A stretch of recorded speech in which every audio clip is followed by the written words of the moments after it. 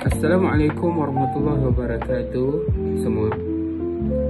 Nama saya Izzafran bin Muhammad Zam, pemegang kad matrik KAD 240607005. Hari ini saya ingin membacakan satu buku cerita yang bertajuk Rusa yang Bongkak. Jom. Di sebuah hutan terdapat seekor rusa yang bongkak. Rusa itu selalu pergi ke tepi sungai untuk melihat bayangnya.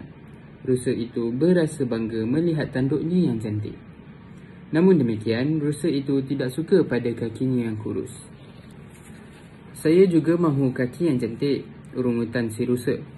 Pada suatu hari, ketika rusa berada di sungai, terdengar seekor anjing menyalak dan rusa menyedari bahawa dia sedang diburu. Rusa itu berasa takut dan terus berlari selaju yang mungkin. Secara tiba-tiba, tanduknya tersangkut pada dahan pokok yang rendah. Rusa itu cuba untuk melepaskan tanduknya dari dahan tersebut. Rusa bertambah cemas apabila mendengar salakan anjing yang menghampirinya. Akhirnya, kakinya yang kurus itu dapat menolongnya melepaskan diri.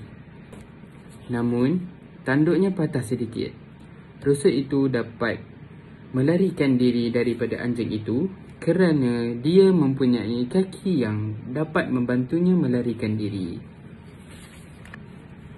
Pengajaran dari buku cerita ini, yang pertama, kita haruslah mempercayai kebolehan diri sendiri. Yang kedua, kita tidak boleh merendahkan sesuatu perkara tanpa mengetahui kelebihannya. Akhir sekali, berani menghadapi sesuatu cabaran.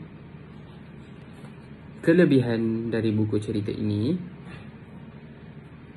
yang pertama, kemahiran komunikasi. Kanak-kanak akan bertanya dan menjawab.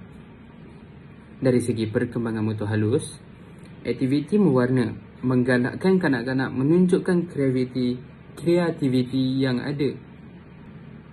Yang terakhir, perkembangan bahasa.